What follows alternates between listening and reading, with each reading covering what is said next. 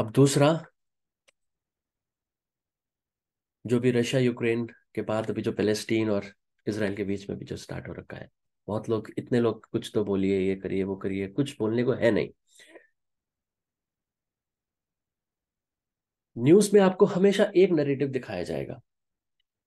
आप कहीं Arab world की कोई न्यूज चैनल देख लीजिए, अल जजीरा या कुछ देख लीजिए, वो यही दिखा रहे हैं कि पैलेस्टीनियंस कितने ज्यादा अभी सफर कर रहे हैं।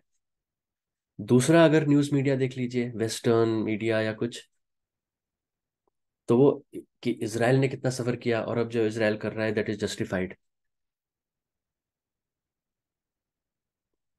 ये इतनी पुरानी चीज है, इतनी पुरानी लड़ाई है।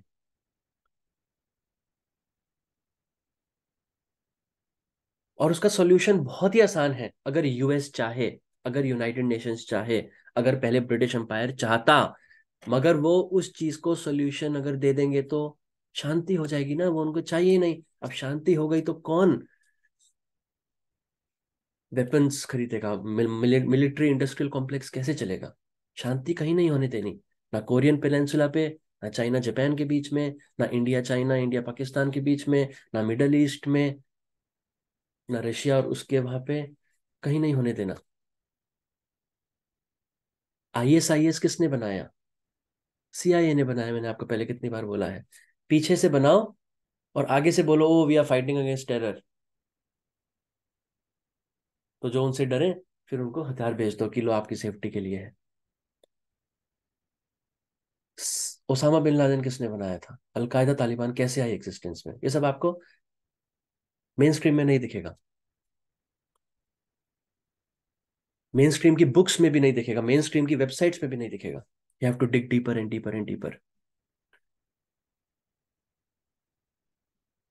क्यों पूरी दुनिया ट्रंप के अगेंस्ट हो गई? क्यों पूरा यूएस का मीडिया, यूरोप का मीडिया ट्रंप को ऐसे दिखाते थे कि ये हिटलर है एक नया, ये कार्टून है, एक जोकर है और एक हिटलर है, ये एंटी, ये एक नाजी है, ये एक रेसिस्ट है, एक जीनोफोबिक है, एक एंटी इस्लामिक है। सब कुछ जो एक नेगेटिव तस्वीर बना सकते थे वो बनाई। क्यों? आईएसआईएस कब ऊपर आई, कब आई प्रोमिनेंस में? ओबामा के टाइम पे, प्रेसिडेंट ओबामा के टाइम पे। प्रेसिडेंट ओबामा ने क्या बोला? अब हम इसका कुछ नहीं कर सकते। याद है आपको 2016 से पहले हर एक महीने में कम से कम एक ऑन एन एवरेज आईएसआईएस उसकी गर्दन काटता था लाइव टेलीविजन पे अपने टेलीकास्ट करके, याद है सबको? कभी कोई जापानीज होस्टेज, कभी कोई होस्टेज, याद है? प्रेसिडेंट ओबामा ने क्या बोला? अब हम इनको पूरा खत्म करना बहुत मुश्किल है। क्यों? क्योंकि वहां सीरिया और इराक वहां सिविलियन से मिल चुके हैं। कभी मुश्किल नहीं है, आपकी इंटेंशन होनी चाहिए। US, super power of the world, the biggest military in the world, the most powerful military in the world. Donald Trump office में आते हैं 2016 के एंड में, 2017 जनवरी में। उसके बाद एक हफ्ते के बाद आपने कभी आईएसआईएस को न्यूज में ही नहीं देखा। क्यों नहीं देखा? एक हफ्ते 10 दिन में आईएसआईएस खत्म। Donald Trump completely destroyed ISIS. अब वो आईएसआईएस की बात अगर वो टी न्यूज में करेंगे तो डोनाल्ड ट्रंप की तारीफ करनी पड़ जाएगी। तो कभी न्यूज में ही नहीं आया। अभी जो सीआई ने बनाया था जिसके थ्रू पूरा वो मिडिल ईस्ट में एक पूरा एक वो सर्कस करना था, हिलरी क्लिंटन जब प्रेसिडेंट बनती और वो नहीं बनी उनके प्लान के अकॉर्डिंग, तो ट्रम्प ने सब वो हौच पौच कर दिया, पूरा मेसअप कर दिया प्लान। तो Trump became the biggest villain in the world कि ये एंटी इस्लामिक है। एंटी इस्लामिक नहीं है ट्रम्प। व्हाट डिड ट्रम्प से? ट्रम्प ने बस ये कहा था, I am against radical Islamic terrorism. अब आपको, आपने मेरे पॉलिटिकल वीडियोस देखे हैं इंडिया के रिलेटेड जो पॉलिटिकल वीडियोस बनाए, उसमें मैंने बोला कि जैसे इस्लाम को या इंडियन मुस्लिम्स को जिस टाइप से ट्रीट किया जाता है, एक पोर्शन है वो जो रेडिकलाइज्ड है, उसके साथ deal with full force, full force, कोई सिंपैथी नहीं। मगर जो बाकी हैं, you can not paint with the same picture. जो वो मैंने बोला, अब उसके साथ में ये भी बोलता हूँ, जब ट्रम्प बोलता था रेडिकल इस्लामिक टेररिज्म, तो जो मुस्लिम ब्रदर्स एंड सिस्टर्स जो भी लोग देख रहे होंगे दुनिया में इस वीडियो को, खासतौर पे अगर इंडिया में, उनको भी पता है कुछ पोर्शन उनके उसमें है जो एक रेडिकलाइज्ड हो चुका है एक एक्सट्रीम में। ट्रम्प ने कहा इससे बचना है, इस्लाम के अगेंस्ट नहीं। वो क्रिश्चियनिटी में भी है वो रेडिकल पार्ट, चाहे उसको के कहो चाहे कुछ भी कहो, वो हर रिलीजन में है। हाँ, इस्लाम में वो थोड़ा प्रोपोर्शन परसेंटेज ज्यादा है, जो दिखता है मान लो 5%, 5% भी बहुत होता है, लेकिन मान लो 5%, बाकियों में 0.1% होगा, पर वो है। तो ध्यान से सुनिए इस चीज को। तो ट्रम्प ने बोला I am against anti I am against radical Islamic terrorism, तो हम कुछ टाइम के लिए एक्सट्रीम वेटिंग करेंगे।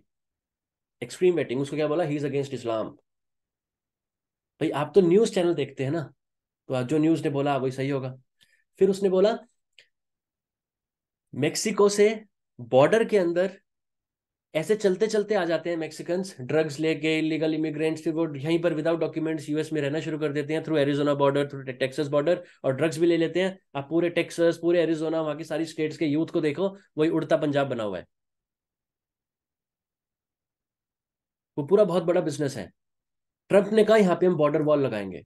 पहले तो पूरा मीडिया दुनिया का हंसा कि अब ये दीवार बनाएंगे यहाँ पे, दीवार से जैसे कुछ रुक जाएगा। पर वो प्लान था, और वो काफी हद तक बना, पूरी नहीं बन पाई because he lost his second term. और वो कैसे हारे वो सब आपको पता है, जीत के भी जीत के भी हार गए। अब उसको बोला he is against immigration. No no no no, immigration के अगेंस्ट नहीं। ट्रम्प ने क्या बोला, जब अभी यूएस में वर्कर्स या स्किल्ड लेबर की कमी है, आप आओ, यू आर मोस्ट वेलकम, मगर लीगल चैनल्स के थ्रू, डॉक्यूमेंट सबमिट करके, एम्बेसीज के थ्रू वीजा लेके, इलीगली नहीं। उसको बोल दिया ही इज अगेंस्ट इमिग्रेशन। आप कुछ अपने बच्चों को सिखाते हैं, बचपन से आप सिखाते हैं, आप क्या बोलते हैं, आपके पेरेंट्स ने आपको सिखाया होगा, क्या बताया होगा, कुछ भी करना इलीगल चीज मत करना। अरे वो नाम ही इलीगल है। ट्रम्प ने बोला I am against illegal immigration, not legal immigration, illegal immigration. उसने ट्रम्प साफ कहता था अगर किसी कंट्री का अपना बॉर्डर ही उनको नहीं पता, कोई भी सैर करता करता आ जाता है और आप उसको वापस भी नहीं भेजते, तो फिर वो कंट्री नहीं है। जब भी आप घर बनाते हैं अपना, आप लोग अपना घर बनाते हैं, सबसे पहले क्या करते हैं, दीवार बनाते हैं ना। अगर दीवार और दरवाजा ही नहीं है तो क्या घर आपका। पर उसके क्या बोला, he is against anti immigration. फिर जो एक मैंने, जो बच्चों के साथ ये सब होता है, जो मैं अभी यहाँ वर्ड यूज करना नहीं चाहता, वो जो हुआ, उसको पूरा सबको अरेस्ट किसने किया, सबका जो इनका ये पूरा अड्रीनो डैश डैश डैश का जो पूरा ये बिजनेस चलता है, वो किसने सब गड़बड़ किया, उसने किया। तो ये और उसके पीछे पड़ गए। ग्लोबल वार्मिंग का एक, जो ग्लोबल वार्मिंग है, लेकिन वो वार्मिंग दूसरी वजह से है, जो मैंने बताया था फोटोन बेल्ट की वजह से, वो साइंटिस्ट को भी पता है, मगर वो चीज वो नहीं बताना चाहते। वो बोलते हैं ह्यूमंस की वजह से हो रहा है, इसलिए हमें टैक्स भी चाहिए, ये भी चाहिए, ये भी चाहिए, इंडस्ट्रियल कंट्रीज को खत्म करके इंडस्ट्रीज ट्रांसफर कर दो, जस्ट ग्रीन ग्लोबल वार्मिंग के भेस में, ग्लोबल वार्मिंग के डिस्गाइज में। ट्रंप ने पेरिस क्लाइमेट अकॉर्ड से यूएस को बाहर निकाल दिया। पूरा जो ग्लोबल वार्मिंग का एक पूरा वो था, एक पूरा फसाद था, वो खत्म हो गया। वो और उसके पीछे पड़ गए। तो उसने जहां जहां हिट करना चाहता था वो किया।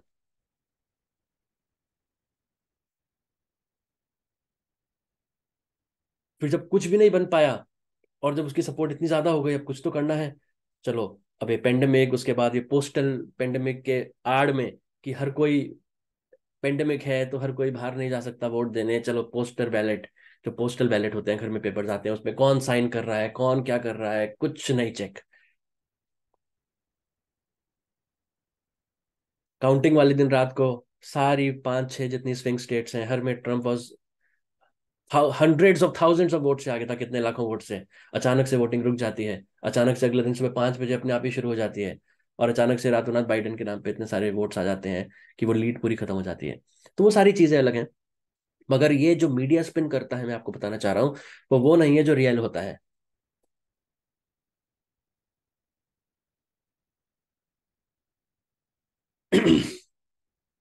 ट्रम्प क्या कहता था कि दूसरे देश अगर मेरे देश के छोटे फार्मर्स पे, छोटी इंडस्ट्रीज अगर कुछ बेचती हैं बाहर, अगर उन पे टैक्स लगाते हैं अपने बॉर्डर के अंदर लेने में, जैसे चाइना में गई कोई यूएस का प्रोडक्ट, वो बॉर्डर पे ही टैक्स लगा देते हैं, टैरिफ लगा देते हैं। यूएस ने बोला वो अगर हमें कुछ बेचेंगे हम भी टैरिफ लगाएंगे। Two way street. Free trade का मतलब ये नहीं है कि यूएस एक्सप्लॉइट होता रहे और बाकी देश एक्सप्लॉइट करते रहे, तो अगर वो ऐसा कर रहे हैं तो हम भी करेंगे। Free trade should be fair trade. अब उसको बोलते हैं ही इज अगेंस्ट ट्रेड। भाई अगर वो जो गरीब देशों के बारे में अगर जो सोचेगा, वो यूएस का प्रेसिडेंट नहीं सोचेगा, वो यूएन यूएन के प्रेसिडेंट को सोचने की बात है। अगर इंडिया का प्राइम मिनिस्टर नरेंद्र मोदी है, वो इंडिया का इंटरेस्ट सबसे पहले रखेंगे ना।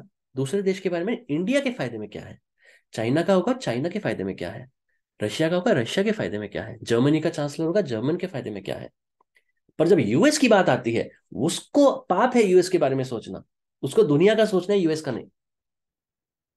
तो ये एक पूरा ग्लोबलिस्ट का जो एक पूरा एजेंडा चल रहा है, क्योंकि वो यूएस से सबको कंट्रोल करते हैं, क्योंकि यूएस ही सुपर पावर है, यूएस की करेंसी से सब कुछ पेड है, US is calling the shots, US की मिलिट्री सबसे सुपर पावरफुल है, वो सब कुछ। तो वो हर देश को कंट्रोल ही यूएस के थ्रू वो सब कुछ प्लान अपना एजेंडा कैरी ओवर करते हैं। जो ट्रम्प ने किया उनका सब कुछ हौच पौच, और उसके बाद जो उसके साथ हुआ वो आपको पता है। Coming out of this topic, Palestine और इसराइल में जो हो रहा है, तो आपको हिस्ट्री में जाना है ये चीज कैसे हुई। आपको देखना है कि जो 1917 में जो बैल्फोर अकॉर्ड हुआ था, जो बैल्फोर अग्रीमेंट हुआ था, बैल्फोर डिक्लेरेशन जो ब्रिटिश गवर्नमेंट ने उस टाइम किया था, कि ज्यूइश लोगों के लिए जिनको इतना प्रताड़ित किया गया, खास तौर से उनको कहाँ प्रताड़ित किया गया इतना ज्यादा, उनको हॉलोकॉस्ट कहाँ फेस करना पड़ा। एक उनको जर्मनी में फेस करना पड़ा था नाजी के टाइम पे, एक उससे पहले उनको स्पेन, इधर उधर मतलब यूरोप में हर जगह उनको बहुत ज्यादा बहुत ज्यादा प्रताड़ित किया गया, उनको बहुत ज्यादा प्रोसिक्यूशन झेलना पड़ा। कुछ तो ब्रिटेन ने कहा 1917 में कि बहुत हो चुका, अब इनको एक ज्यूइश अपनी स्टेट इनकी एक होनी चाहिए, कंट्री होनी चाहिए। वो एक डिक्लेरेशन हो गया। उसके बाद 1947 में यूनाइटेड नेशंस में एक वोट होता है। ये सब आपको पढ़ना चाहिए, मैं बस बहुत डिटेल में नहीं बता रहा हूँ। फिर 1947 में यूनाइटेड नेशंस में एक वोट होता है कि हाँ, अब वो जो लैंड है जहां पे आज ये लड़ाई चल रही है, वो जो लैंड है वो दो स्टेट्स में बंट जाना चाहिए, एक जूइश स्टेट उससे बने, एक अरब स्टेट बने। अब वो इजिप्ट, इराक, सीरिया इन सबको पसंद नहीं आया, तो उन्होंने 1948 में क्या हुआ, उन्होंने इसराइल को इन्वेड किया, वो सब किया। फिर उसके बाद आर्मिस्टिस हुआ, ट्रूस हुआ, सीज फायर हुआ, सब कुछ शांत हुआ। इसराइल को फिर उससे ज्यादा जमीन दे दी गई जितना यूएन के वोट में डिसाइड हुआ था। फिर उसके बाद जब उसको ज्यादा जमीन मिल गई इसराइल को, तो जो 7 लाख पैलेस्टीनियंस थे उनके उनका क्या क्या हाशर हुआ, वो आपको पढ़ना चाहिए। ये सारी चीजें आपको पढ़नी चाहिए। उसके बाद 1967 में जब इसराइल स्ट्रांग हो गया था काफी, फिर इसराइल ने उल्टा इजिप्ट, सीरिया और जॉर्डन के ऊपर अटैक कर दिया। तो इसराइल ने फिर सिनाई पेनिनसुला और गाजा स्ट्रिप इजिप्ट से ली, गोलान हाइट्स जो थी वो सीरिया से ले ली। गोलान हाइट्स भी एक बहुत इंपॉर्टेंट चीज है, बहुत इंपॉर्टेंट लोकेशन है। वो भी हमेशा लड़ाई का एक टॉपिक बना रहता है। तो गोलान हाइट्स सीरिया से ले ली, गाजा स्ट्रिप और सिनाई पेनिनसुला इजिप्ट से ले लिया, और जो वेस्ट बैंक और ईस्ट जेरूसलम है ये जॉर्डन से ले लिया। तो वो 1967 वॉर को बहुत बड़ी एक इसराइल की विक्ट्री माना जाता है, कि उसने 3 देशों से एक टाइम पे सब कुछ ले लिया। उसके बाद एक इसराइल का एक पावरफुल नेशन के रूप में एक जन्म हुआ। तो ये सब आपको पढ़ना है कि उसके बाद फिर ये इसराइल ने पैलेस्टीनियंस के साथ फिर क्या हुआ। उस 1967 वॉर के बाद जो ये अरब पॉपुलेशन उस एरिया में रहती है, उनको आर्मी रूल के अंडर लगा दिया, जो आज तक कंटिन्यूड है। पैलेस्टीन ये कहता है कि हमें भी एक स्टेट का दर्जा दे दो। तो कोई इसमें, दोनों साइड अपने आप को जस्टिफाई कर सकती है, दोनों साइड सही भी हैं, दोनों साइड गलत भी हैं। मगर अगर यूएस चाहे, अगर जो पावरफुल कंट्री चाहे, वो एक दिन में इनके बीच में पीस ला सकती थी, मगर उन्होंने नहीं किया, क्योंकि वो एजेंडा नहीं है। पीस तो होना नहीं चाहिए। तो ये सब आपको पढ़ना है, ये सब आपको पढ़ के कि क्या है इसके बियॉन्ड। अब बिल्कुल अगर पीछे चले जाओ, तो बाइबल उठा के इसराइल कहता है ये देखो, हमारे बाइबल में हमारे जीसस ने लिखा हुआ है, हमारे पूरे ओल्ड टेस्टामेंट में लिखा हुआ है कि ये लैंड हमारा था। वहां वो उठा के दिखा देते हैं, देखो हमारा है। तो वो सब चलता रहेगा, इसका कोई एंड नहीं है, जब तक इंटेंशन ना हो उसको खत्म करने की। ये एक चीज। अब ये इंपॉर्टेंट क्यों है, ये इंपॉर्टेंट नहीं भी है इस टाइम, और है भी। मैंने जब आपको बोला था अपने 5 घंटे वाले वीडियो में, आपको याद होगा मेरा 5 घंटे वाला वीडियो, उसमें मैंने आपको एक तो बोला था, इस देश पे अपनी निगाहें रखें, यानी कि इजराइल। कवर ज्यादा नहीं किया था, बस हल्का सा ही बोला था मैंने कि एक इजराइल पे अपनी नजरें रखें और एक चाइना पे रखें। केवल दो देश।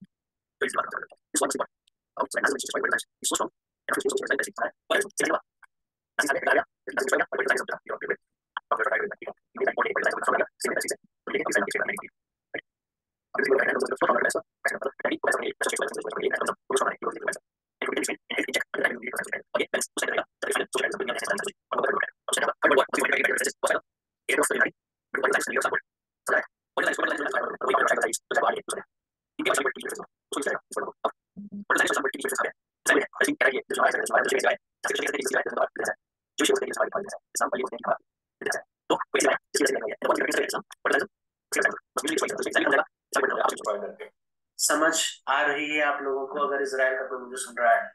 You people are innocent. आप जूइश पीपल इनोसेंट हो। पर ये जो एलिट्स हैं, ये आपको अपने पॉलिटिकल ऑब्जेक्टिव्स, अपने जो गोल्स हैं, प्लान्स हैं, उसको एग्जीक्यूट करने के लिए आपको बस प्यादा बनाया जा रहा है। तो प्लीज ये पैलेस्टीनियन से लड़ाई बड़ाई ये सब छोड़ दीजिए, क्योंकि दोनों को ही मार दिया जाएगा, आपको भी और उनको भी। आप कोई उनके सगे नहीं है।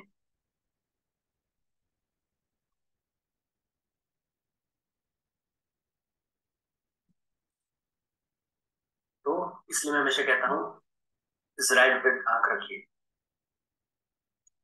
यूक्रेन, रशिया, इस पे क्या हो रहा है, इन सब से कुछ और इनको ऑब्जेक्टिव अचीव करने, एनर्जी प्राइसेस, फूड प्राइसेस और वो सारी छोड़ कर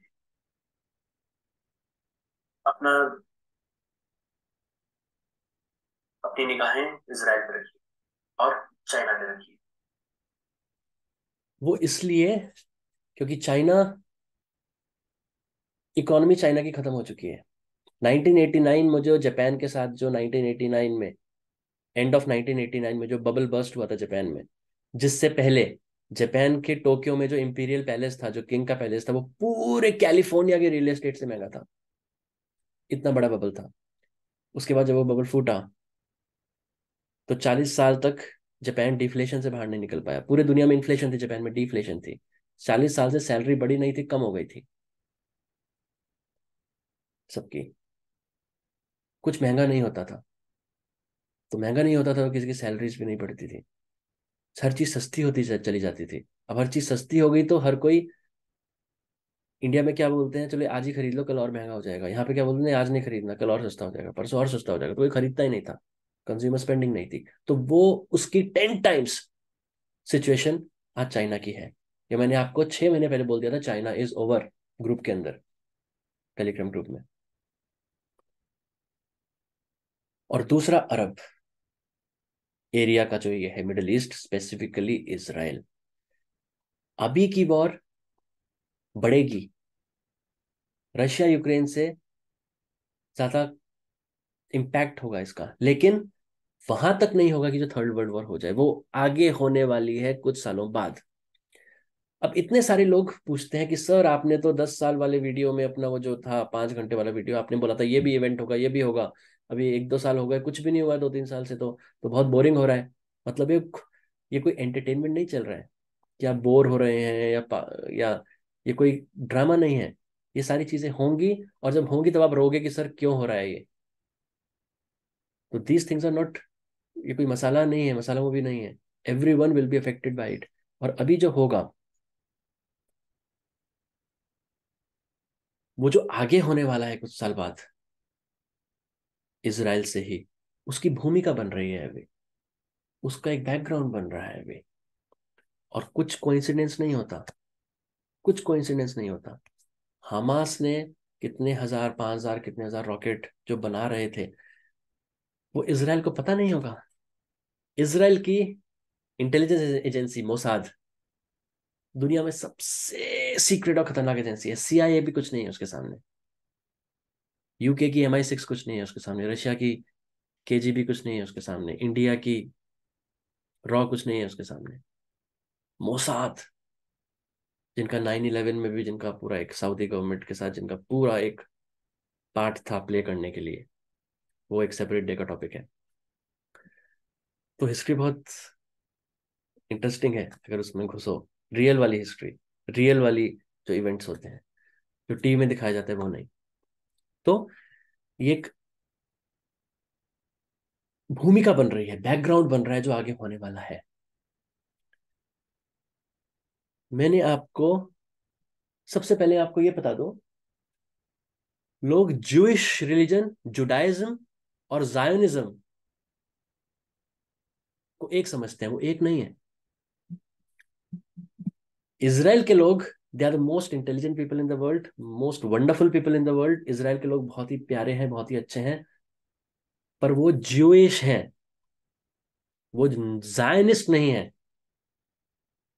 जो वहां की गवर्नमेंट, जो ऊपर से कंट्रोल करते हैं, वहां की जो गवर्नमेंट है वो जायनिस्ट है।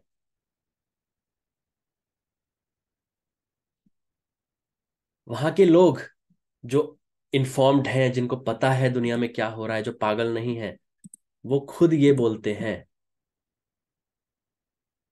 जायोनिज्म and Judaism are diametrically opposites.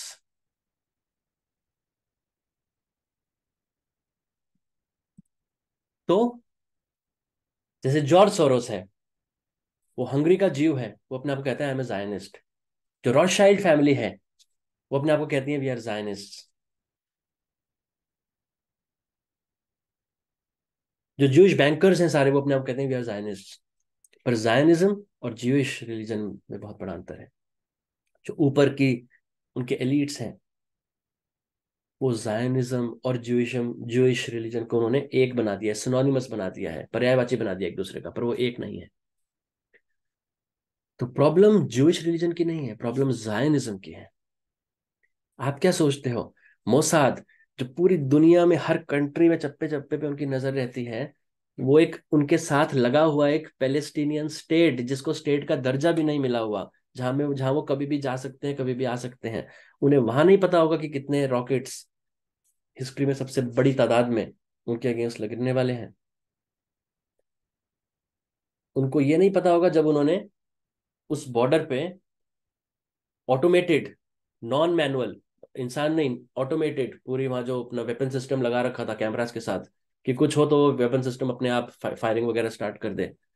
वो जब वहां से पहले रॉकेट से उन कैमराज और उन सिस्टम्स को पहले उड़ाया गया, कि इसराइल को पता ही ना चले कि ऐसा हम करने वाले हैं। तो आपको क्या लगता है उनको पता ही नहीं चला होगा? वो चीज होने दी, क्योंकि अगर वो उनको वहीं रोक देते, फिर वो ना होता जो आज हो रहा है। क्योंकि कुछ करने के लिए कुछ प्रिटेक्स्ट तो चाहिए। अगर यूएस को मिडल ईस्ट में जाना था, अफगानिस्तान में जाना था, इराक में जाना था, सद्दाम हुसैन को गिराना था, सब कुछ एक वॉर ऑन टेरर करना था, जिससे यूएस अंदर से खोखला होता चला जाए, यूएस के ऊपर कर्जा इतना बढ़ता चला जाए कि यूएस खुद खोखला हो जाए, क्योंकि उनको न्यू वर्ल्ड करेंसी लानी है। वो तब तक नहीं आएगी जब तक यूएस कोलैप्स नहीं होगा खुद अंदर तक। समझ आ रहे हैं? सब कुछ मैप्ड है। तो मिडल ईस्ट, वहां इराक उधर जाने के लिए कुछ ये तो चाहिए था ना, कि ये हुआ इसलिए हम जा रहे हैं। तो 9/11 हुआ, अब ये हो रहा है। आगे ये क्या होगा इससे? वॉर, हमेशा याद रखना, वॉर कभी कोइंसिडेंस से नहीं होती। वॉर हमेशा करवाई जाती है ऊपर वालों से, जो दोनों साइड को फंडिंग करते हैं, दोनों साइड को कंट्रोल करते हैं। लोग कितने भी मरे, उनके लिए विन विन सिचुएशन होती है। वर्ल्ड वॉर 1 में भी यही, वर्ल्ड वॉर 2 में भी यही, हर उसमें यही। जो बोइंग था वर्ल्ड वॉर 2 के आसपास, वो ब्रिटेन और ये जो रशिया और ये जो एलायंस थे, उनको भी बोइंग वेपन सप्लाई करता था। हिटलर को भी वही सप्लाई करता था, एक्सेस ऑफ इविल को, हिटलर को, मुसोलिनी को। और वो बोइंग के शेयर होल्डर्स में कौन थे? Prescott Bush, Bush family. तो आप ये सारी चीजें पढ़ेंगे तो बहुत इंटरेस्टिंग है। मगर उसी 5 घंटे के वीडियो में एक चीज मैंने और आपको बोली थी। मैंने आपको ये चीज दिखाई थी, याद है आपको? मैंने आपको ये चीज दिखाई थी कि एल्बर्ट पाइक जो थे, जो 33rd डिग्री फ्री मेसन था, सबसे ऊपर का फ्री मेसन था, जो स्कॉटिश राइट, जो फ्री मेसन का जो स्कॉटिश राइट का जो ऑर्डर है, उसका उनको फाउंडर भी बोला जाता है, जो भी है। उन्होंने मजीनी को 1871 में एक लेटर लिखी थी। उसमें ये था कि हम कैसे कैसे वर्ल्ड वॉर 1 करेंगे, उससे हम क्या अचीव करेंगे, कैसे कैसे वर्ल्ड वॉर 2 करेंगे, उससे हम क्या अचीव करेंगे, फिर कैसे कैसे वर्ल्ड वॉर 3 करेंगे और क्या हम अचीव करेंगे, और वर्ल्ड वॉर 3 फाइनल वॉर होगा हमारे फाइनल प्लान को तक ले जाने के लिए। वर्ल्ड वॉर 1 क्या लिखा है? वर्ल्ड वॉर 1 से क्या होगा? World War I must be brought about in order to permit the Illuminati to overthrow the power of the Tsars in Russia and of making the country a fortress of atheistic communism. तो Russia में Christianity थी, फिर वहां पे धीरे धीरे क्या हुआ, अभी भी ऑर्थोडॉक्स क्रिश्चियनिटी है, मगर अब वो कम्युनिज्म, एक अथीस्ट कम्युनिज्म टाइप की कंट्री बन गई। याद है वर्ल्ड वॉर 1 कैसे हुआ था? बॉल्शेविक्स, मेल्शेविक्स, वो सब सारी चीजें जो हैं वो आप कभी पढ़ सकते हैं। तो इन्होंने क्या बोला? The divergence caused by the agents of Illuminati between the British and German empires will be used to foment this war. At the end of this war, इस वॉर के एंड में communism will be built and used to destroy the other governments and in order to weaken other religions. तो communism एक strong hold ले लेगा, communism अपने पैर जमा लेगा, अपनी फाउंडेशंस बना लेगा। ये इस वॉर का पर्पस था। वो हुई, उसी तरीके से हुई और वो चीज अचीव हुई। वर्ल्ड वॉर 2 में यही था कि कैसे होगा, ये पॉलिटिकल जायनिस्ट्स और फेसिस्ट के बीच में जो डिफरेंसेस हैं उससे इसको अचीव किया जाएगा। इसमें क्या होगा? This war must be about so that nazism is destroyed. मतलब जो हिटलर, मुसोलिनी, वो सब थे, जापान, पुराना इंपीरियल जापान, वो नाजिज्म विल बी डिस्ट्रॉयड, और जो पॉलिटिकल जायनिज्म है वो इतना स्ट्रॉन्ग एनफ हो जाएगा कि वो अपनी एक सॉवरेन स्टेट ऑफ इजराइल बना ले पैलेस्टीन के अंदर। हुआ उसके बाद यही 1947 जो यूएन वोट अभी मैंने आपको बताया, सेम वैसे ही पैलेस्टीन स्टेट वहां से निकली कि वर्ल्ड वॉर 2 ऐसा हो कि नाजिज्म खत्म हो जाए, जायनिज्म बढ़ जाए। अब फिर से बोल दो, जायनिज्म ज्यूइश रिलीजन नहीं है, Jewish people are the most wonderful people in the world. वो उनको कंट्रोल किया जाता है ऊपर से जायनिस्ट लोगों के द्वारा, बैंकर्स के द्वारा, इन फैमिलीज के द्वारा। और कोई इन फैमिलीज को कुछ बोल दे, एकदम से न्यूज में आ जाता है, अरे ये तो एंटीसेमिटिज्म है, एंटीसेमिटिक है, ये एंटी ज्यूइश है, ये ज्यूइश लोगों से नफरत करते हैं। नहीं, जायनिज्म और ज्यूइश बिल्कुल अलग अलग चीजें हैं। तो वही सेकेंड वर्ल्ड वॉर से हुआ कि जायनिज्म इतना स्ट्रांग उभर के आया उसके बाद कि उसने अपनी एक पैलेस्टीन के अंदर अपनी एक स्टेट ऑफ इसराइल बना दी। ऑफ कोर्स ब्रिटेन और यूएस इन सबकी मदद के बिना तो नहीं हो सकता था। और ये भी नहीं है कि नहीं होना चाहिए, होना चाहिए। इसराइल, अगर हिस्टोरिकली वहां उनका रहने का अधिकार है क्योंकि वो उनकी जगह है, मगर दूसरे का भी अधिकार है। ठीक है। अब थर्ड वर्ल्ड वॉर सबसे इंपॉर्टेंट। अब जो थर्ड वर्ल्ड वॉर होगा, फाइनल वॉर है इस लेटर में, फाइनल, फोर्थ वर्ल्ड वॉर नहीं है, third world war. This must be fomented by taking the advantage of the differences caused by the agents of the Illuminati between the political Zionists and the leaders of the Islamic world. Second world war में Zionist को इतना strong बनाया कि Israel की state बनी। अब third world war में वही जो पॉलिटिकल जायनिस्ट है, मतलब लीडर्स ऑफ इसराइल, उनकी और अरब इस्लामिक वर्ल्ड के बीच में जो तनाव है उसकी वजह से वॉर होगा। The war must be conducted in such a way that जो इस्लाम है और जो पॉलिटिकल जायनिस्ट है एक दूसरे को म्यूचुअली डिस्ट्रॉय कर दें। जैसे मैंने बताया, ये लोग यूएस को मिडल ईस्ट, इराक, इधर उधर अनएंडिंग वॉर्स में इसलिए गए क्योंकि यूएस को उनको खोखला करना था। यहाँ पे इसराइल को भी इसमें खत्म करना है। अब आप कहोगे अभी तो आप बोल रहे थे कि इसराइल को कंट्रोल करते हैं, तो इसराइल को क्यों खत्म करेंगे? बात मेरी सुनिए। ये जो एलिट्स ऑफ द वर्ल्ड हैं, इनको अपना एक फाइनल प्लान दुनिया में लेके आना है। इनका किसी देश से कोई अलायंस नहीं है, किसी देश से कोई एलिजेंस नहीं है। ये अमेरिकन नहीं है, ये ब्रिटिश नहीं है, ये ज्यूइश नहीं है, कुछ नहीं है। इनके लिए सब बराबर है। इनको बस अपना वो फाइनल एक प्लान लेके आना है, one world currency, one world government, one world religion. वो वन वर्ल्ड रिलीजन किसका होगा? लूसीफर का होगा। वो नहीं होगा जो मैंने आपको पहले बताया था। तो ध्यान से सुनिए। तो ये पॉलिटिकल जायनिज्म, जो स्टेट ऑफ इसराइल है और जो मुस्लिम वर्ल्ड है, एक दूसरे को डिस्ट्रॉय कर देगा। मगर ये जो वॉर होगा ये अभी नहीं है, ये थोड़ा आगे जाके होगा। मैंने जो बताया आपको, ये अभी भूमिका बनाई जा रही है। ये आगे जाके जब होगा तो ये जेरूशलेम के आसपास से स्टार्ट होगा, जो मैं जानता हूं, मैं जितना समझ पाता हूं। अब वो जेरूशलेम कि वहां से इसलिए होगा क्योंकि जेरूसलम एक ऐसी जगह है जहां से जूइश लोग कहते हैं हमारा यहाँ यहीं से स्टार्ट हुआ, यहीं बेस है हमारा। क्रिश्चियनिटी कहती है हमारा भी बेस यहीं से क्योंकि जीसस यहीं से थे। और इस्लाम कहता है हम भी यहीं से आए हैं। उस वो एरिया जो है वो दुनिया के लिए कैंसर बन जाएगा। उसमें यहाँ तो ये लिखा है कि पॉलिटिकल जायनिज्म मतलब स्टेट ऑफ इसराइल और इस्लामिक वर्ल्ड एक दूसरे को डिस्ट्रॉय कर दें, मगर इसके साथ क्रिश्चियनिटी को भी उनको डिस्ट्रॉय करना है, रिलीजन्स को डिस्ट्रॉय करना है। तो ये meanwhile the other Nations once more divided on this issue will be constrained to fight to the point of complete physical, moral, spiritual and economic exhaustion। अभी तो कोई देश ये बोल सकते हैं हम नॉन अलाइंड हैं, हम इस दोनों साइड की तरफ किसी भी साइड की तरफ नहीं है, मगर धीरे धीरे जब ये कॉन्फ्लिक्ट बढ़ेगा तो हर किसी को साइड लेनी पड़ेगी। और वो इतना बड़ा कॉन्फ्लिक्ट हो जाएगा, पहले वो रीजनल कॉन्फ्लिक्ट होगा मिडल ईस्ट का, फिर वो पूरी दुनिया में इतना फैल जाएगा कि उसमें से सारी कंट्रीज उनके जो फिजिकल वे में वहां के जो लोग हैं पूरे मॉरल वे में, स्पिरिचुअल वे में, मतलब पूरा मेंटली एग्जॉस्ट हो जाएंगे, इकोनॉमिकली पूरे कंट्रीज खत्म हो जाएंगी, एग्जॉस्ट हो जाएंगी। फिर उसके बाद ये एक अपना, जब सारी दुनिया के लोग जो होंगे सिटीजन्स होंगे, जब वो इससे पूरा ऊब चुके होंगे, वो बोलेंगे किसकी वजह से हो रहा है। फिर ये आएगा everywhere the citizens obliged to defend themselves against the world minority of revolutionaries will exterminate those destroyers of civilization and the multitude disillusioned with Christianity। कि फिर सारे लोग क्रिश्चियनिटी के पीछे पड़ जाएंगे कि आपकी वजह से ये पूरी दुनिया में ये सब होता आया है।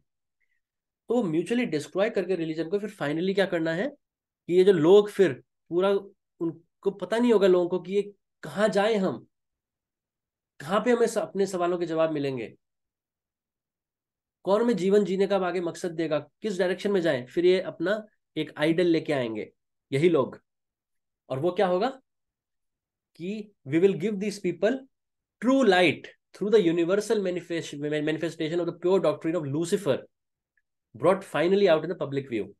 तो जैसे मैंने आपको ये बच्चों वाला जो वीडियो था उसमें बताया था, उसके बाद मैंने 5 घंटे वाली वीडियो में भी आपको बहुत चीजें बताई थी। मैंने आपको बिल्डअप ग्रुप के बारे में बताया था, फ्री मेजर्स के बारे में बताया था, इनका बोहेमियन ग्रोव के बारे में बताया था, बहुत सारी चीजें बताई थी कि ये जो उल्लू की पूजा करते हैं ये सारी, तो लूसीफर की पूजा अभी तो छुप के करते हैं।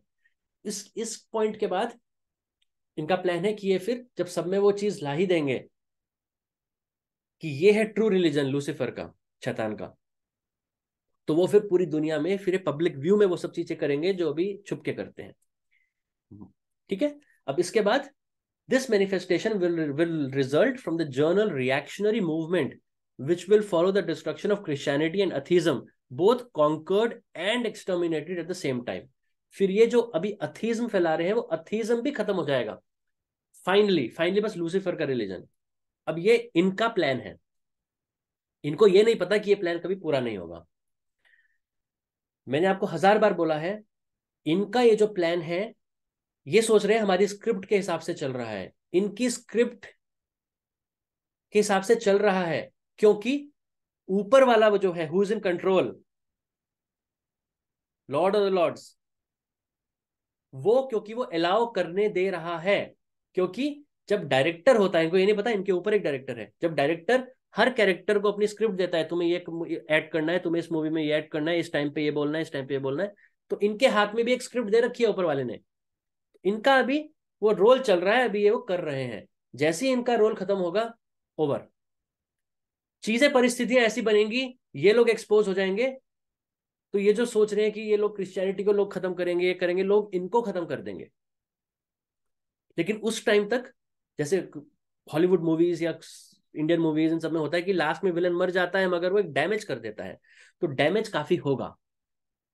अब वो डैमेज कितना कम होगा वो डिपेंड करता है लोग कितनी जल्दी अपनी चेतना बढ़ा के इन सब चीजों को समझते हैं, कितनी जल्दी वो अपने अंदर घुसते हैं लोग सारे। जितना कम चेतना फैलेगी, जितना कम कॉन्शियसनेस बढ़ेगी, उतना ज्यादा डैमेज होगा। मगर डैमेज चाहे कम हो चाहे ज्यादा हो, पर ये अपने फाइनल इस प्लान को एग्जीक्यूट नहीं कर पाएंगे। एक लेवल तक होगा मगर फाइनली ये ल्यूसीफर के रिलीजन तक बात नहीं पहुंचेगी। और अब आप बोलोगे अच्छा, तो उस टाइम इस्लामिक रिलीजन ये सब इन्होंने खत्म कर दिया होगा लगभग, मतलब म्यूचुअली डिस्ट्रॉय कर दिया होगा एक तरीके से, खत्म तो नहीं होगा पर एक तरीके से म्यूचुअली लोग एग्जॉस्ट हो चुके होंगे इस्लामिक वर्ल्ड के भी, जूइश लोग भी, क्रिश्चियन लोग भी।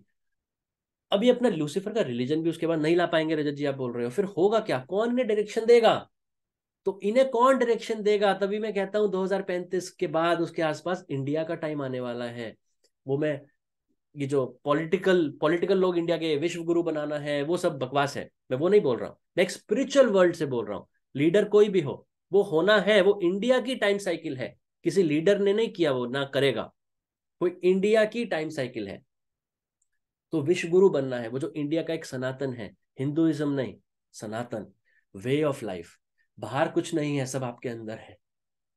जिस मेडिटेशन को, जिस थॉटलेसनेस को, विचारहीन अवस्था को, वैक्यूम को, जिसमें भगवान मिलते हैं, जिसमें आप अपने स्पाइन के अंदर जा सकते हैं, जिसको वेटिकन कहता है नहीं नहीं नहीं ध्यान मत करो, अगर ध्यान करोगे तो दिमाग खाली हो जाएगा, दिमाग खाली होगा तो शैतान घुस जाएगा, इसलिए शैतान को घुसने की जगह नहीं देनी, इसलिए मेडिटेशन मत करो। ये वेटिकन ये सब बोलते हैं, उनको पता है रियल नॉलेज क्या है।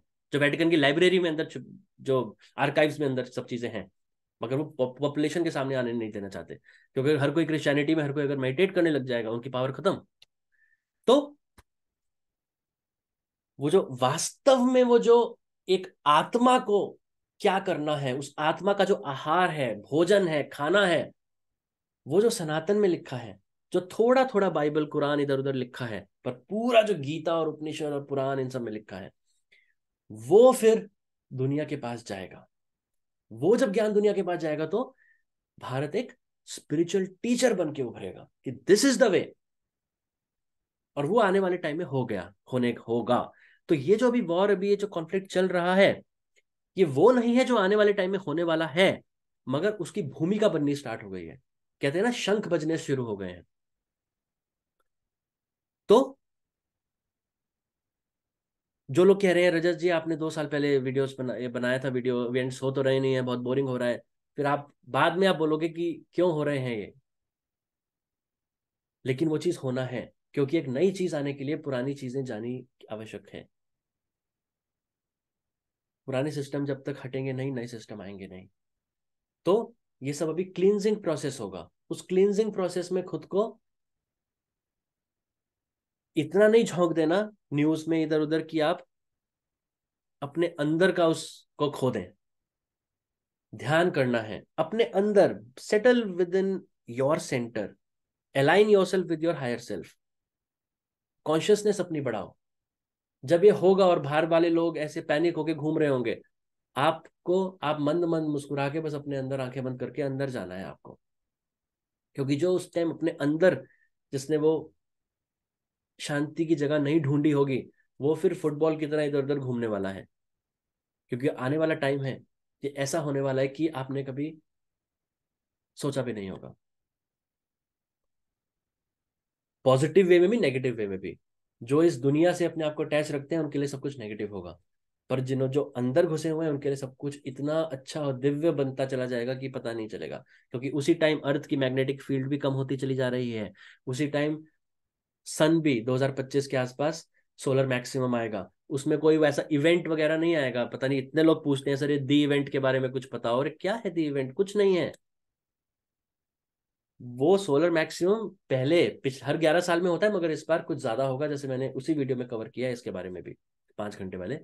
तो उसमें ये जो नेगेटिव लोग हैं, क्योंकि एनर्जी इतनी ज्यादा होगी, तो जो नेगेटिव लोग हैं उनको पता नहीं होगा इस एनर्जी का क्या करना है, वो एक दूसरे का सिर फोड़ देंगे। वर्ल्ड लीडर्स, जिसको पता होगा इस एनर्जी को कैसे यूज करना है, वो अपने आध्यात्मिक उन्नति के लिए उस चीज को यूज करेगा। बहुत ही कम टाइम में बहुत ज्यादा उन्नति आपको मिलेगी। तो इसलिए ये नेगेटिव चीजें होंगी दुनिया में, मगर नेचर उस टाइम, प्रकृति उस टाइम आपको हेल्प भी दे रही है। मगर वो हेल्प कौन लेगा, कौन नहीं लेगा, वो आपके ऊपर है। आगे प्रकृति ने अपना हाथ बढ़ा रखा है, अब वो हाथ आपको थामना है या नहीं, वो आपके ऊपर है। जैसे मजाक के तौर पे, जैसे डीडीएलजे मूवी में शाहरुख खान ने ऐसा हाथ तो कर दिया था ट्रेन के अंदर से, वो कौन पकड़ेगा कौन नहीं पकड़ेगा, वो आपके ऊपर है। हेल्प है, मतलब कोई भी आत्मा जब जाएगी, वो ये नहीं बोलेगा प्रकृति और भगवान आपने हमें मदद नहीं करी। मदद हर चीज की करी हुई है, आप वो लेने वाले नहीं थे। आपने अपनी आंखें नहीं खोल रखी थी, आपने अपनी दिव्य दृष्टि नहीं खोल रखी थी।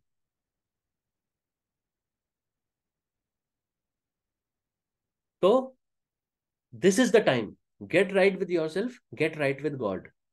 फूल, डोंट फूल अराउंड। आप ये मत सोचो किसी को मूर्ख बना रहा हूँ, ये कर रहा हूँ, वो करूँ। आप खुद को मूर्ख बनाएंगे अगर आप कुछ उल्टा सीधा करेंगे। Gate right with your self, अपने आप से सही हो जाओ और भगवान से सही रिलेशनशिप बना लो। ये वाला अभी टाइम है, अभी एक विंडो ऑफ अपॉर्चुनिटी है। तो ये जब अपॉर्चुनिटी खत्म हो जाएगी तो तब फिर पछतावा होगा। तो अभी बहुत काफी टाइम है। आराम से अपने माई पेस से अंदर अपने घुसते चले जाओ, ऊपर बढ़ते चले जाओ। आगे जो इवेंट्स होंगे उसमें आपको क्या करना है, हमेशा मैं बोलता हूँ बिकम अ रिवर, नदी बन जाओ। नदी की तरह बस तैरो विद द फ्लो। बीच में कोई पत्थर या कोई रुकावट आए, पानी की तरह अपना रास्ता मोड़ के आगे से निकल जाओ। अटक नहीं जाना वहां पे, और पीछे मुड़ के नहीं देखना। और अगेंस्ट द फ्लो, अपस्ट्रीम में तैरने की कोशिश मत करना। Go with the flow. जो हो रहा है होएगा। जो कर्मों के हिसाब से है, जो प्रारब्ध है वो उसको मिलेगा। अगर किसी का प्रारब्ध ऐसा नहीं है कि वो सफरिंग करे, उसका बाल भी बांका नहीं होगा। He will be put in the right place at the right time by the right circumstances. अभी उसके सोचने की कोई जरूरत नहीं है। आपको बस अपना काम करना है। आपको ये नहीं सोचना कि मेरी स्कूल की फीस कौन देगा, मेरे यूनिफॉर्म के पैसे कौन देगा, मेरे को बुक्स कौन खरीद के देगा। आपका काम है पढ़ना।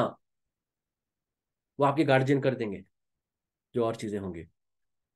तो जो आपके हाथ में है बस आपको उस पर फोकस करना है। ठीक है। और अभी का टाइम है, बहुत इंपॉर्टेंट टाइम है। जिसने पा लिया वो करोड़पति हो जाएगा, जिसने नहीं पाया वो राजा से रंक हो जाएगा। ये मैं आध्यात्मिक वे में आध्यात्मिक सेंस में बात कर रहा हूँ, स्पिरिचुअल वे में बात कर रहा हूँ। अभी इतना लूटने को है, जितना आप ले सकते हैं अपनी झोली में उतना ले लीजिए। मगर consistency is the key, sincerity is the key. आपको सिंसियर होना है, आपको कंसिस्टेंट होना है। रोज का मतलब रोज। अगर रोज सांस लेते हो, कितने भी आप बिजी हो पर सांस लेते हो ना, ये तो अरे बिजी था सांस लेना भूल गया। नहीं, सांस लेते हो ना, पता है कि सांस नहीं लूंगा तो मर जाऊंगा। कितने भी बिजी हो, खाना नहीं भूलोगे। कितने बिजी हो, सोना नहीं भूलोगे। चाहे थोड़ी नींद कम हो जाए पर लेते हो। इसलिए बहुत बिजी हो, ध्यान कम कर लो, मगर करना जरूर है। तो जो एक्सक्यूज यहाँ पे कोई नहीं है कि इतना काम था इसलिए मैं ध्यान नहीं कर पाया। आधे घंटा नींद कम कर दो, आधा घंटा खाना कम कर दो, एक दिन में जो गप्पे मारते हो वो आधा घंटा कम कर दो। वो सब नहीं होगा। वो जब ध्यान का टाइम आता है, अरे मैं तो आजकल बहुत बिजी हूँ, तो वो चीज नहीं। तो जितना लूट सकते हो उतना लूट लो। अभी का टाइम है, अभी चलेगा काफी टाइम तक। और ये जो द इवेंट की इवेंट होगा, सन से कुछ आएगा, आपका डीएनए अपग्रेड हो जाओगे, आप एंजल बन जाओगे, फरिश्ते बन जाओगे, इन सब चीजों को छोड़ दो। ना आप वहां के रहोगे ना यहाँ के रहोगे, कुछ नहीं। अपने अंदर जाओ। और ये 5D ये सब कुछ नहीं। क्या है 5D? मैं आपको पहले इतनी बार बोल चुका हूँ, व्हाट इज 5D। ये 5D ये सब वो सब बोलते हैं जिनको ध्यान कुछ किया ही नहीं, जिन्होंने एक भी मिनट जिन्होंने आंखें बंद करके ध्यान नहीं किया। क्या है 5D? आपकी कुंडलिनी जागृत होके अगर मणिपूरक तक आती है, यू आर इन 5D। मतलब मैं आपको लोगों के तरीके से समझाता हूँ, सूक्ष्म लोग, कारण, सूक्ष्म शरीर, कारण शरीर, उसके हिसाब से बताता हूँ। सूक्ष्म जगत, कारण जगत के उसमें आप इसको लोग, इसको डायमेंशंस के उसमें भी समझ सकते हैं। राइट। तो जैसे जैसे ऊपर जाएंगे, वो 12 डिमेंशन है, जैसे मैंने आपको बताया था 12 डीएनए के स्ट्रैंड्स होते हैं। तो अभी हमारे 2 डीएनए के स्ट्रैंड एक्टिव है, हम थर्ड डिमेंशन में जी रहे हैं। पूरा वर्ल्ड हमारा थर्ड डिमेंशन है ना। लेंथ ब्रेथ हाइट सब कुछ है। सब कुछ लेंथ ब्रेथ हाइट ही है। तो जैसे जैसे एक एक डिमेंशन ऊपर चलते रहेंगे, एक एक डीएनए स्ट्रैंड एक्टिव होता रहेगा। अभी थर्ड डिमेंशन में है तो 2 डीएनए स्ट्रैंड एक्टिव है। 12 डिमेंशन हैं। मतलब जब हम 12वीं डिमेंशन में होंगे, लास्ट वाली डिमेंशन में, तो 11 स्ट्रैंड एक्टिव होंगे। एक तब भी बचेगा। जब 12वीं डिमेंशन पार करके हम परा प्रकृति में चले जाएंगे, मोक्ष मिल जाएगा, तो हमारे 12 के 12 स्ट्रैंड एक्टिव हो जाएंगे। आप पूरा प्रकाश में बदल जाओगे। मतलब जितने आपके स्ट्रैंड एक्टिव होते चले जाएंगे, उतना प्रकाश के पास जाते चले जाओगे, उतना आपकी बॉडी डेंस से लाइट बॉडी में कन्वर्ट होती चली जाएगी। तो अगर आपका लक्ष्य केवल 5D है, बस यहाँ मणिपुरक तक पहुंचे और काम खत्म, वो तो आप 2-3 साल में कर सकते हो। फिर उसके बाद कोई ऊपर की अगर आप में इच्छा नहीं है, फिर क्या फायदा। इसलिए मैं हमेशा कहता हूँ, जब भी आप स्कूल में आपका एडमिशन हुआ था तो आपके पेरेंट्स और आपका गोल ये नहीं था कि बस तीसरी कक्षा तक जाऊंगा और खत्म कर सब कुछ। नहीं, आपका था स्कूल भी पार करना है, फिर ये भी पार करना है, फिर पोस्ट ग्रेजुएशन करनी है। तो वो चीज फिफ्थ डिमेंशन ही नहीं, 6, 7, 8, 9 सब कुछ करो ना। और एक जीवन में पॉसिबल है सब कुछ। अब स्वामी शिवानंदा, परमहंस योगानंदा, इतने सारे सेंट्स जो थे, क्या वो 5D करते रहते थे? किसने बोला भी नहीं होगा आज तक 5D, किसी को पता भी नहीं होगा 5D। कोई सुनेगा आजकल का संत, वो हंसेगा, व्हाट इज दिस नॉनसेंस। तो जो पंजाबी में इसको शोशे कहते हैं, जो नए न्यू एज के शोशे आते रहते हैं ना, नई नई चीजें, तो इसके पीछे मत भागो। अपने आप को, अपने जो मूल है, अपने जो स्क्रिप्चर्स हैं, अपना जो बेस है, अपनी जो रूट्स हैं, जो जड़ें हैं, वहां तक ले जाओ। चीजों को जलेबी मत बनाओ, कॉम्प्लेक्स मत करो। बस आपके अंदर ही सब कुछ है, तो आप ऊपर जाते चले जाओगे। ठीक है? तो ऊपर जाते जाते जाते आपको 12 डिमेंशंस पार करनी है। वो तभी होंगी जब आपके कर्म खत्म होंगे। कर्म तभी खत्म होंगे जब आपकी कुंडलिनी जागृत होके स्थिर होगी और वायु रूप में बदलेगी खुद को, जल अग्नि तत्व से वायु तत्व में। उसके बाद भी कुछ कर्म रह जाएंगे, वो क्लेशात्मक कर्म आखिरी जन्म में भुगतने होते हैं। तो ये सब तभी स्टार्ट होगा चेंज, जब आप ध्यान करेंगे। केवल बातें करने से नहीं, अरे सूरज अभी 2025 में मुझे फरिश्ता बना देगा मेरा डीएनए अपग्रेड करके, कुछ नहीं होने वाला। कुछ नहीं होने वाला। वो सारे आपके शरीर के अंदर वो हेल्प मिलेगी, दैट्स इट।